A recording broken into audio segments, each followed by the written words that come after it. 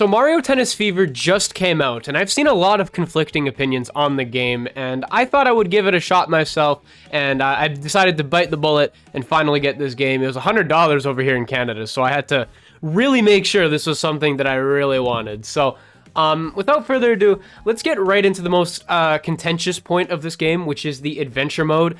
Now, I've heard it's extremely short and really boring, and after playing through a little bit of it, I've kind of grasped what the adventure mode is, and it's about a 3.5-hour adventure of kind of tennis matches, and when it starts to get really good is when it just ends. So the adventure mode is really just kind of mid, and compared to Aces, it sounds like Aces might have actually done it better, or they're more of like on a comparable level, and that is really unfortunate because this game in almost every other way is better than Aces, and we'll get right into that.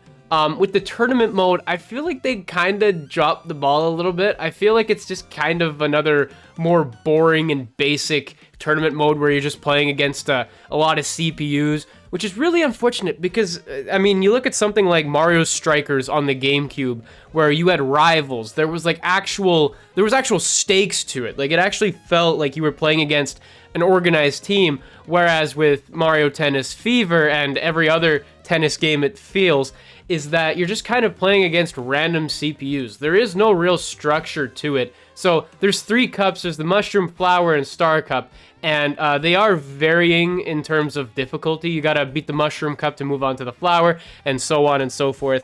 It's just kind of basic, to be completely and utterly honest with you. It's just basic, and there's not really much structure to it. Now we'll move on to the Trial Towers, which is another new mode in this game.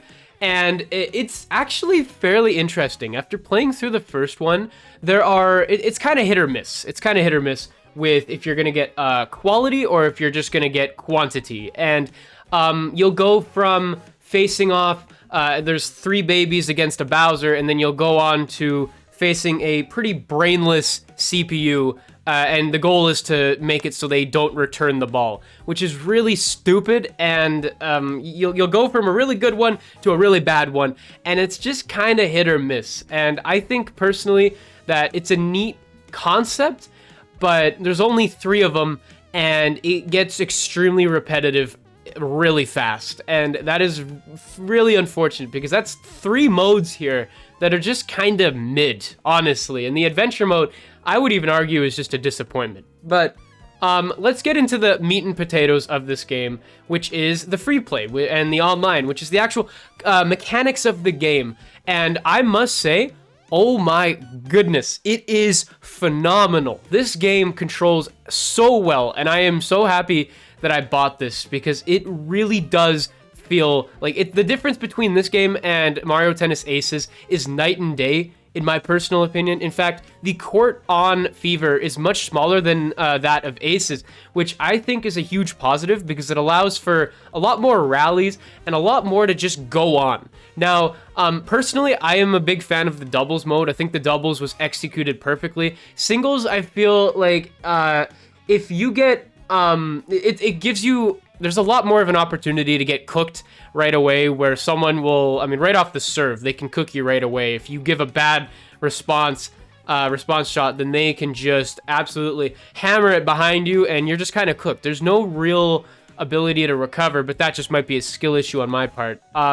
The other thing is the Fever rackets, and granted, I haven't played too much of that, but I've heard a lot of positivity about the Fever rackets, and that is the new gimmick of Mario Tennis Fever, are these Fever rackets, which they basically give you a whole bunch of rackets. It's ridiculous. The amount of rackets that are available is unbelievable, and some of them are hit or miss, but when we look back at the power shots in, Mario Tennis Ultra Smash and the gimmick for Mario Tennis Aces, this gimmick in Fever is so much better, and it actually keeps me engaged. I haven't even unlocked everything, and I feel like I haven't even scratched the surface of what this game is, and it gives so much more depth to an otherwise repetitive game. And I think, again, it's extremely good.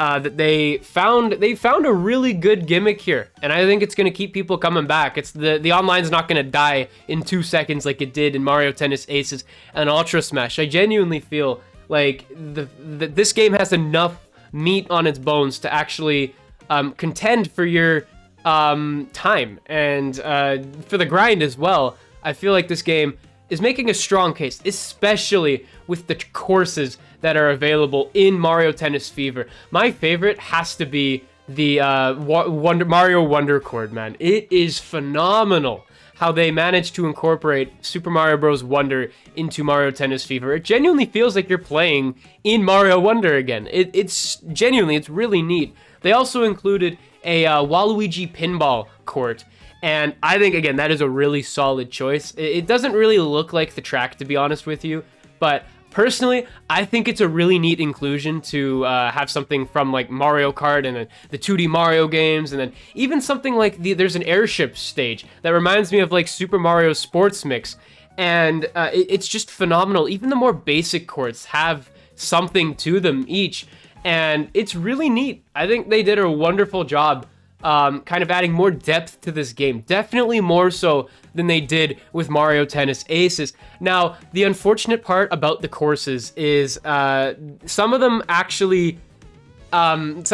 these weird quirks. For example, the Donkey Kong stage, the forest one, definitely a lot more strange, and that leads me into the mix it up mode, which, again, very, very hit or miss. Even with the special matches, I feel as though they are just kind of shoehorning in as much content to kind of fill out the game, other than like the core tennis experience. It feels like they were really kind of running out of ideas on what to include in this.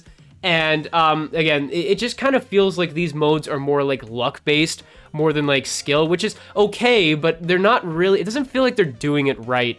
And it just feels clunky, to be completely and utterly honest with you. It just feels extremely clunky. My least favorite has to be that ring mode, because again, it's very hard to figure out where to actually place the ball. Again, there's a huge learning curve with this game, and the ring mode, again, just feels lazy. To be completely honest with you, it just feels lazy, which is unfortunate, because a lot of this game is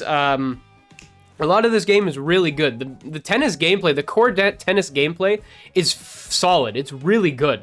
And then we'll move on to like the last offline mode, which is the swing mode, which is, using the Joy-Con as an actual tennis racket.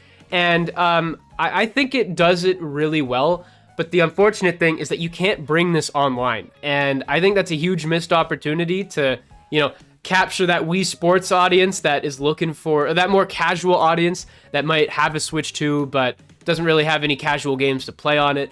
Again, I feel like they just kind of shoehorned this last minute and just included it for very little reason.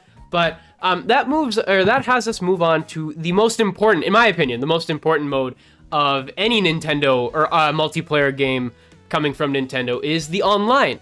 And the online, I must say, they smashed it right out of the park with this. It was unbelievable to see how much depth they've got into this. They've got 4 ranked modes, and they've got doubles and singles, and you can choose whether or not you want fever rackets, which is awesome, which is very cool, because I tell you, with fever rackets can get pretty chaotic.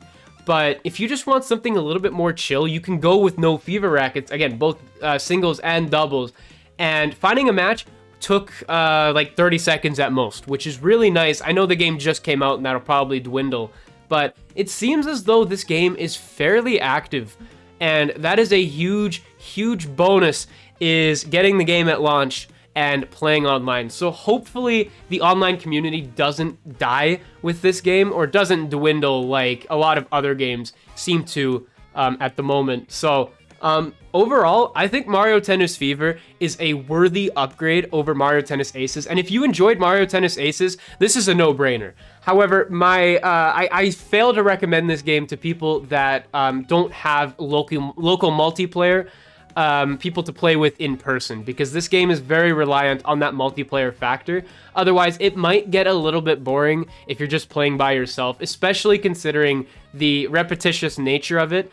The FIFA rackets do offer a bit of they offer a little bit more flavor to this game, but if you're just playing for hours and hours on end, I don't imagine you will get past the 20-hour mark, to be completely honest with you. But if you've got people to play with, this is a very solid time. I played with my family, and they enjoyed playing it. It was really fun whacking the ball around, especially screwing with the different FIFA rackets. There's so many different matchup combinations that you can do. There's a lot that this game makes possible, and to be honest with you, if I had to recommend this game, I absolutely would. I think this game is really solid, and to be completely honest with you, kind of something I personally needed. I've been very not really into the Switch 2 because there hasn't been a lot of games. This is actually Nintendo's 5th Switch 2 game to date, which is really unfortunate because it's been 8 months. It's actually almost been 9 months, which is crazy to think about. But yeah, Mario Tennis Fever definitely scratches that Switch 2 itch. If you're looking for a fun multiplayer Switch 2 game, you genuinely cannot go wrong with Mario Tennis Fever. But if you're looking for that more single-player experience, the adventure mode and the other side modes really do let me down personally. But again, I recommend you look into it yourself to see if this game would be worth your doubloons. But yeah, let me know what you guys think of Mario Tennis Fever in the comments below. If you guys enjoyed this video, make sure you leave a like, comment, and subscribe. And I will see you in the next one. Peace out, everybody.